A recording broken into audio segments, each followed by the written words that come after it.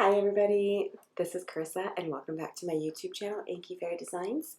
I have a new video for you today and it is featuring products from Maker Forte as part of their design team.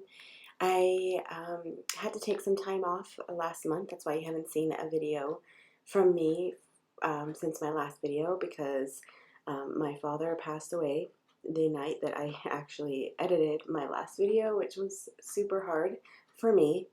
It was hard for me to come back. It was hard for me to do videos because I thought about that a lot. And I had turned off my phone that night to do the video so that I wouldn't have any background noise, I wouldn't have any binging. I tried really hard to make that, I try really hard to think about things like that when I'm doing a voiceover. And I never turned my phone back on and I missed the call from my mom. So that was really hard for me, and I didn't know if I'd be able to do videos again, honestly. But it's been a couple of weeks, about a month and a half, and I love doing videos. And so I want to try to do videos again, and I'm back with Maker Forte. They were amazing. They let me take as much time as I needed. I had to stay in Colorado for a while, for about a month with my mom to help her through things. And of course I had no access to my craft space. So anyway, all of my design teams, Diamond Press, Maker Forte, they've been amazing. They've let me have time. They've never pressured me. I love them. So one of the great things about having teams like that is that you do have that kind of support when things happen in life. Anyway, so I showed you the cute little Slimline Flamingo Stampin' Stencil set. That is called Mingling Flamingos. I'm going to be using that set today. It is so cute. And I was really intrigued by these when I got them in my packages. And when I got this one, when I got back from Colorado, I really loved it. I love flamingos. I love like that whole beachy, summery theme. So I definitely had to use that. I'm showing you I'm using the Bristol paper. I'm going to be doing some ink blending for this card. And yeah. So the second stamp set that I used is Good Vibes. That is a collaboration with Jess Francisco. Super cute. Another really super cute set. Has a lot of summery themes and sentiments. So I'm going to start some of the ink blending here. I showed you Scattered Straw, Worn Lipstick, Festive Berries. Those are all Distress Oxides. I've been on an ink blending, I don't know, kick. I just love the look of it. I love the look of it. So ink blending, yes, super fun. I'm trying this Bristol Smooth paper.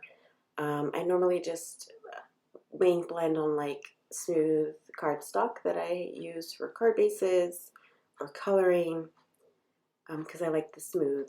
And so I saw a video, I couldn't tell you who it was, but I saw a video and she said that she really liked blending on the Bristol Smooth, so I went and picked some up because I'm like, if it works for her, maybe it'll work for me. So I am trying it out. Can't say that I love it yet.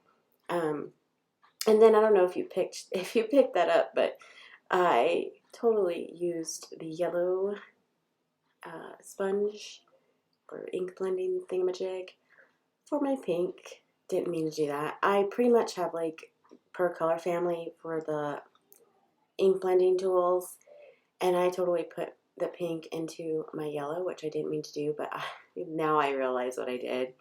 Like, crap. I will just remove as much of the ink as I can on my paper off to the side eventually. No big deal, right? I did just pick up a few more of these. I am using the Rabbit Hole Designs blending tools. Not entirely sure if I love them or if I'm doing something wrong. Some of them are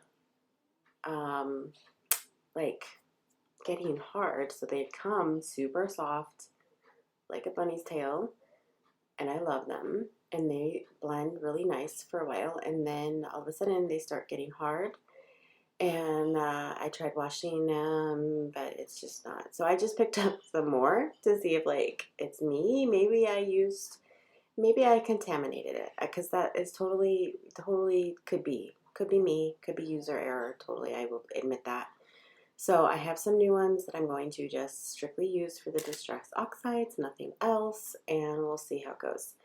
I also have some blending tools coming from scrapbook.com because I just want to decide and make a decision which tool I like. I know a lot of people love these brush tools, but I liked the old style, and now they have like the foam dome type applicators, so I got some of those, and I'm going to try them. I'm going to try some different things. I'm going to look for what works best for me. So now I am using the Color Hive Remarkable Ink Pad Eclipse Black. This is by Maker Forte. It says you can use it for alcohol marker coloring techniques. It is a super juicy ink pad. Of course, it's brand new because I got it in my package when I started with Maker Forte.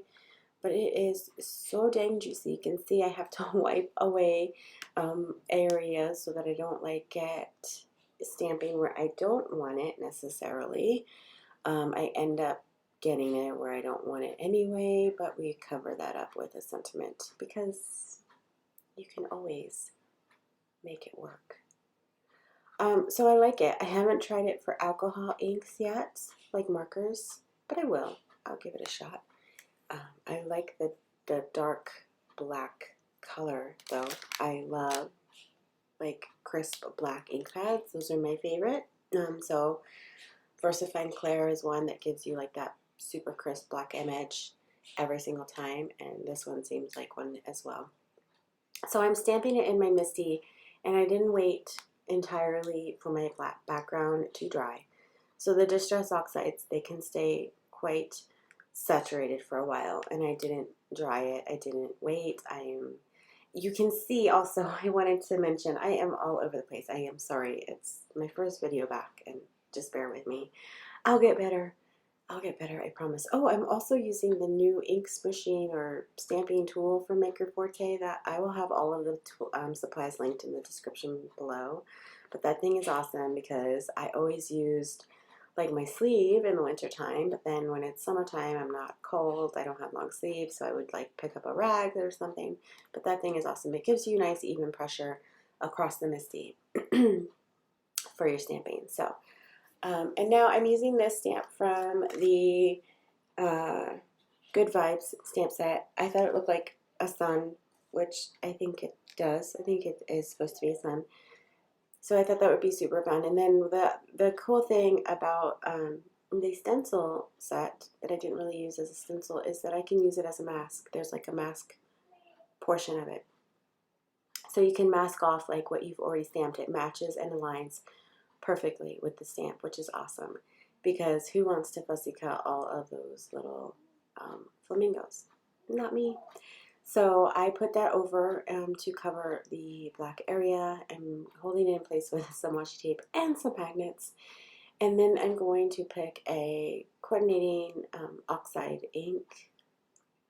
Apparently I'm looking for it. Wild Honey. I wanted it to be kind of like orangey. It blends in. It's super subtle once the ink's dried. But you can still see it and it still looks super cute. So it's just like a sunset scene or maybe a sunrise scene. Just depends on your perspective. So there I am using that smooshing tool again. Or I don't know what it's called, but it's awesome. I love it. I was super excited to see it in my package when I returned from Colorado. So I was going to tell you about my lighting. I have no lighting in my new craft room office area. I am so excited. I don't know if I talked much about it, but we moved last year and we bought a new house and we finished the basement and we started finishing the basement. So it came brand new with 3 bedrooms, 2 baths. We have 5 kids, so we needed more than 3 bedrooms, and so for a while we all stayed in the main area of the house while my husband finished the basement. and added 3 more bedrooms down there and another bathroom, which is amazing, and a huge schoolroom and a huge, well, not huge, but like a little Lego nook, which of course is like one of the most popular spots in the house now. So that is finished. So my kids were able to move into their new rooms a couple of months ago, and I got the office, which is on the main floor. It is beautiful. If you want to see like a craft room tour, please let me know in the comments. I've never done one before because I've never really particularly liked my space, but I love my space now, and I little by little it's coming together.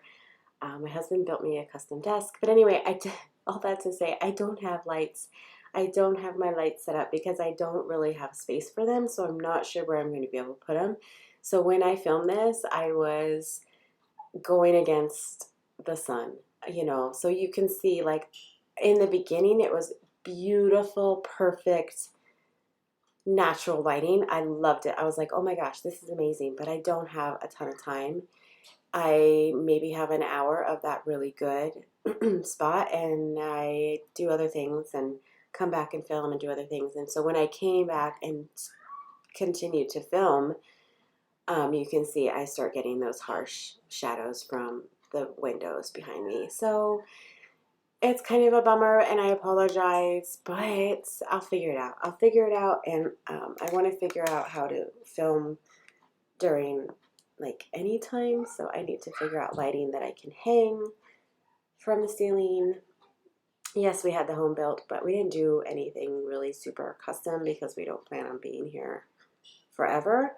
So I didn't do any special like outlets up at the ceiling or anything like that. I kind of wish I had, but it was expensive to do any sort of add-ons or customization. So we just kept it super simple, and I'm really glad that we did because we got it at a phenomenal price, and I love our house. So I love my space, and I'll make it work.